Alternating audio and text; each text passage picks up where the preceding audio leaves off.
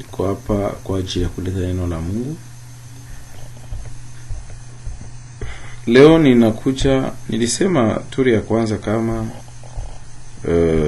unaweza kuwa na mchungaji wako, unarogwaje. Kuna watu wengine kurogwa, unaweza kuwa na mchungaji afu anakuongoza katika njia ya kweli. Wewe hutaki. Wewe unaona afadhali hiyo njia unayoitembelea wewe kwa njia ndio bora. Na ninakwambia kwamba ni kupondekana. Nikupondekana. Kama unaingia maneno ya Mungu, ingia mazima. Usiingie juu ya muziki kucheza. Usiingie juu ya kuonesha manguo na vala. Ingia muneno la Mungu. Maandiko yanasema neno la Kristo likae kwa wingi ndani yenu. Eske ndani ya Kristo, ndani yako mna neno la Kristo? Usicheze na hii dunia. Hii dunia imetawaliwa na vitu vingi. Mtume Paulo anakuambia tunafanya vita. Waefeso sura 6 mstari wa 10 hadi 16. Anasema vaeni silaha zote za Mungu mpate kuweza kusimama katika siku ya hila ya yule mwovu. Hauwezi kuishi katika hii dunia kama una na uwezo kukusaidia. Utaishi kuhangaika tu. Utafanya kazi bila mafanikio, maisha yako kontrole. Nitawaambia ninyi wa Afrika na ninyi watu wa dunia wanaonitazama na kunisikia. Hii dunia imejaa mambo mengi ambayo inabidi mfungue akili. Mungu yupo na ana lazima ya kusaidia watu na ndiye muumbaji wa vitu vyote. Mtu asikwambie kama Mungu anako ni muongo. Kama mtu akikwambia hakuna Mungu ni uongo tu, muswali nani aliyefanya ardhi, hii dunia, udongo, pumzi inayopumpita, maji, mbingu, miti, majani, manyama, nani aliyevifanya? Ni uchawi? Ni shetani? Hapo ndo unapotambua ya kwamba Mungu yupo. Elohim, muumbaji wa vitu vyote, aliyefanya mbingu na dunia, yupo.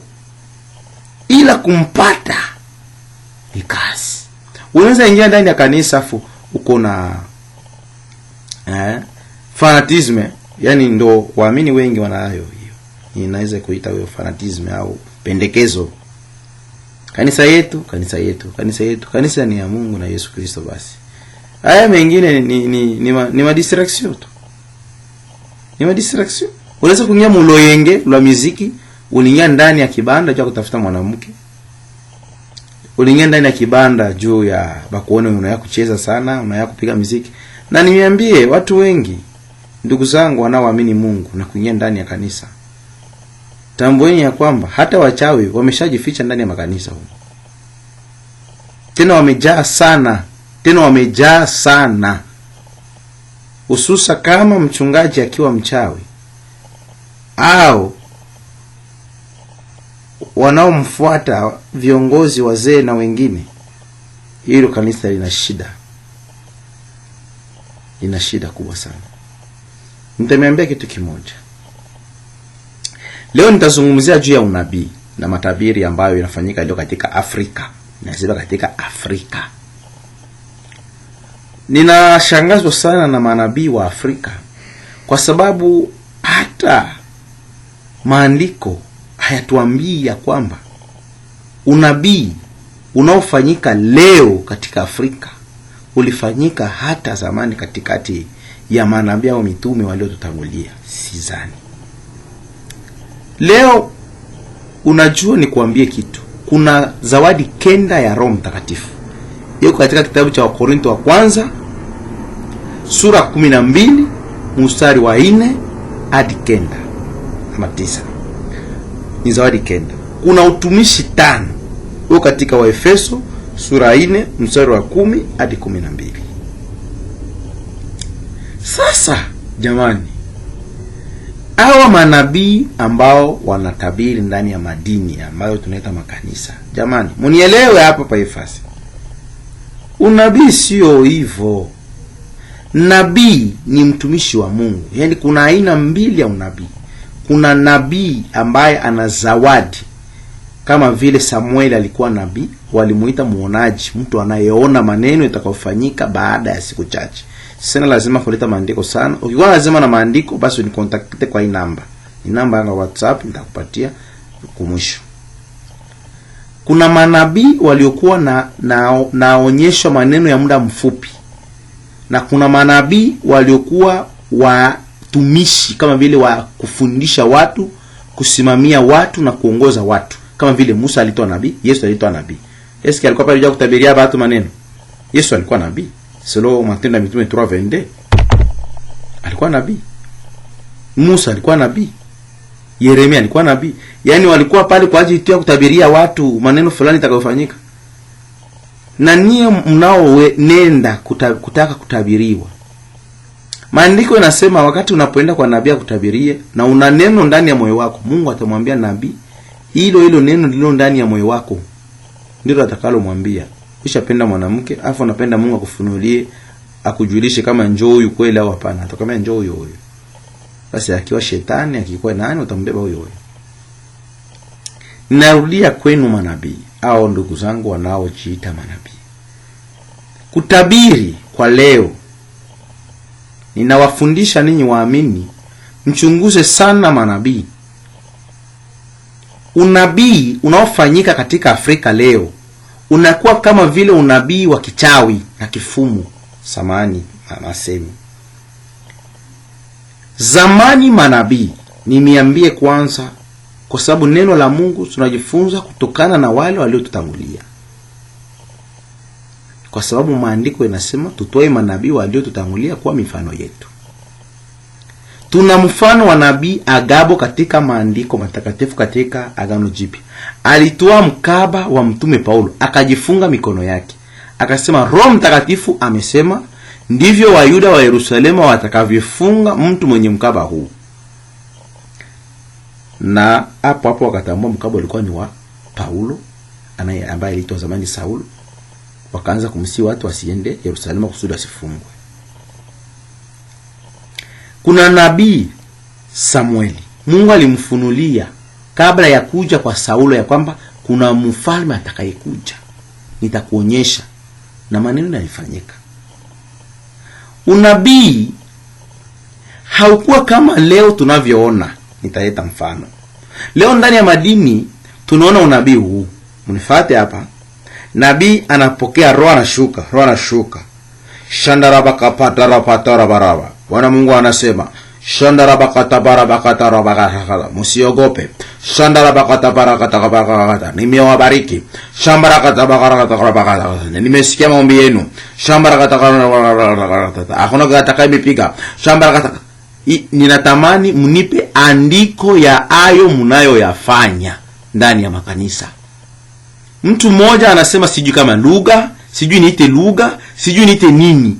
Afu yeye anatafsiri, kwa sababu anasema maandiko yanasema ule anayesema lugha ajikaze kutafsiri lugha. Sio kwa namna hiyo. Yaani andiko, mtu anayesema lugha, nabii wakati anapofunuliwa neno, walikuwa wanasikia sauti ya Mungu anauzungumza nao kwa namna ambayo Mungu yeye alikuwa anazungumza na manabii. Kama akisha zungumza na manabii, mnaambia anasikia sauti ya Mungu, ndio anakia kuambia bantu Mungu anasema hivi na hivi. Hasa huu nabii unakuwa ndani ya madhehebu. Mtu anakuwa anatetemeka. Haleluya. Kuna mauti. Banduku, mnayaza wachawi ndani ya makanisa. Nini hiyo? Imetoka wapi? Afrika. Watu wanaanza ingiwa na miungu ya kwao, afu wanaita kuwa maroho.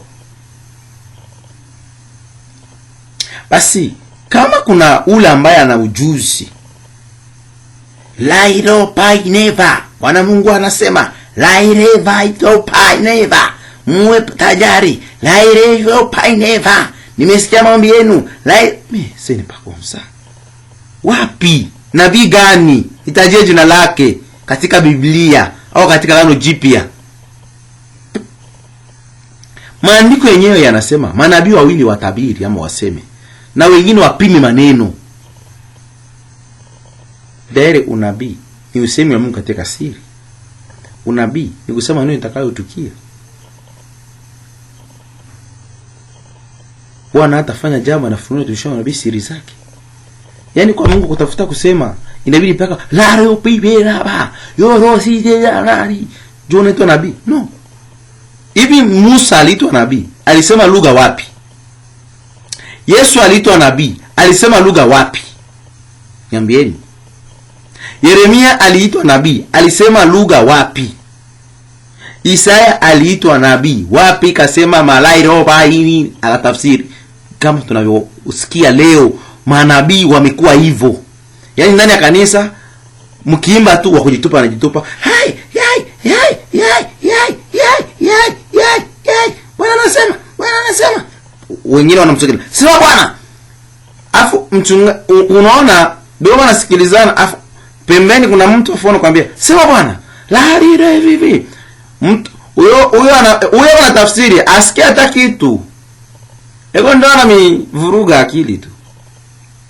Ni vitu vigumu kuvizungumza hivi. Ni vitu vigumu kuvizungumza na ni wachache wanaoweza kunielewa nini ninachokisema. Paka uwe na moyo wa kuelewa. Kama hauna na moyo wa kunielewa huwezi kunielewa nini ninachokisema. Afu mchungaji ndio anasikia tu hiyo lugha.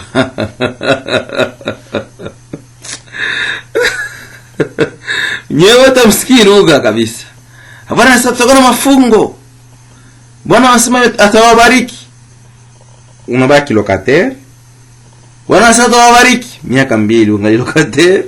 Bwana anasema atawabariki. Unafukuza. Mwisho tena kana ndani ya kanisa. Ungaliki unachunga baraka na vya alitabiri. Mfunguke akili. Watu wanadanganya. Kuwa nabii na kutoa unabii haijalishi mpaka useme lugha. Kuna lugha, kuna tafsiri ya lugha. Mtu anaweza kuwa na zawadi ya kusema lugha. Wakati anasema lugha, kuna mwenye kuwa na zawadi ya kutafsiri lugha. Yaani ile lugha iko naisikia. Na haijalishi mpaka Saul alikuwa anasema lugha ndio Saul alikuwa interprete, no. Haiko vile. Mtu anaweza kusema lugha, anamaanisha kusema. Ule ambaye alisikia lugha anaeleza viongozi. Wakati mtu fulani alipokuwa akiomba, nilikuwa nikimsikia akisema kwa lugha. Ile lugha alikuwa anasema, mimi nilikuwa naisikia hivi na hivi akisema hivi na hivi. Sio mpaka pale.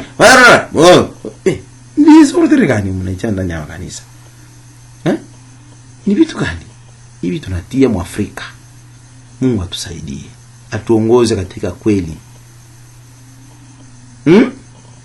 Njoko lumekola tabiria batu. Muntu na diabete. Pale waache bende bamukonsulte. Bamutunse, bamuchoe ma insuline, sukari punguke. Bona sana nitamuombea tu diabete itaisha. Mtu anakukufia mkanisa. Pasteur, profete, nabii, mtulizane. Tumikia Mungu kwa haki na kweli. Fanya kile Mungu alitia ndani yako. Usiforce kile Mungu akutia ndani yako. Na nyie waamini, mnapenda hivyo sana. Magonjwa kwa nagonjwa ni stoma. Unatamani bakwambie nini? Wewe mwenyewe ulishajiaminisha kusema ni umerogwa. Sasa yeye akikwambia umerogwa, sasa hapo si amegonga mwamba. Si ni goli tu iko ni yeye akaisukuma tu. Wewe mwenyewe ushakuya unaamini kusema hii ni kurogwa. Sasa yeye akiongeza tu kusema umerogwa. Sasa umeamini. Yaani umekuja deja wewe mwenyewe na matabiri. Wewe njaona Bwana. Sasa unakaa kwa nabii. Sasa unabii utakuwa ni gani sasa? Umerogwa usiolewe. Wewe umeshakuja. Wewe maskini. Umekuja sina pesa. Mungu alipa. Yaani umefungwa. Yaani unabii uko tajari tu. Uko mwenye kufungwa, alikufunga vraiment, alikufunga mbaya, ilifaa sadaka ya kununua vifaa vya kukusaidia. Maji ya baraka. Donc kusema hivi ni kumifungua akili. Ila ni wachache watakaoelewa. Ni wachache watakaoelewa. Sio wengi. Wao wanakuya deja. Si zalaki bali kufunga kwa buzazi. Ndio Soma nabii, utabiri utakuya mpaka hapa. Yaani utabiri na utachunga miniti, bali funga kwa buzazi. C'est tout. Il faut kuuza bifaa, bakutengeneza bifaa. Bakutengeneza bifaa 3 ans 2 ans uzali. Utaenda kunomba ile makuta ulimpatiaka ya kukuzia bifaa. Mungu atusaidie katika Afrika. Kama ninasema Afrika kwa sababu sijafika Europe, sijafika Asia, siwezi kuzungumzia mambo ya Asia ambao sijawahi kukanyanga hata mguu. Ninasema mambo ninayoyaishi katika Afrika na vitu ninavyoviona katika Afrika, hususan nyie wanabii, nyie unabii mnaoenda nao, mujifunze. Mungu hajasema, umesema. Wewe kweli una zawadi ya unabii au una utumishi wa unabii? Jifunze kwanza hicho kitu kijue. Lugha unaijua? Unamjua Roho Mtakatifu? Roho Mtakatifu unamdanganyia? Batu banayaza mapepo makanisa na batu bekuwa na maesprit impure.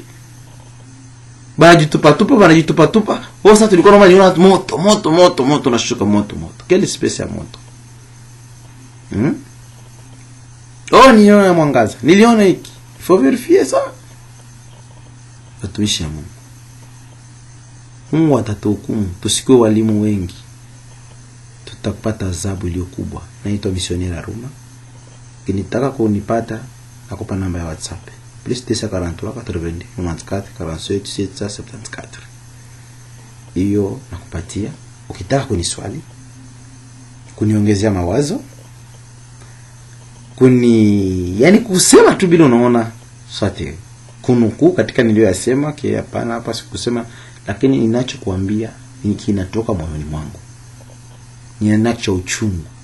Kuna watu miaka 7 ni mwanafunzi tu, ni mshirika tu, ana puissance yoyote, kurogwa kila siku. Mungu atusaidie katika Afrika. Mungu atusaidie, atuangazie nuru ya uso wake. Mungu atusimamie katika Afrika. Mungu asituache. Ninamsihi Mungu atubariki akili, atufungue macho ya mioyo ya kutambua nini kilicho chema na nini kilicho bora.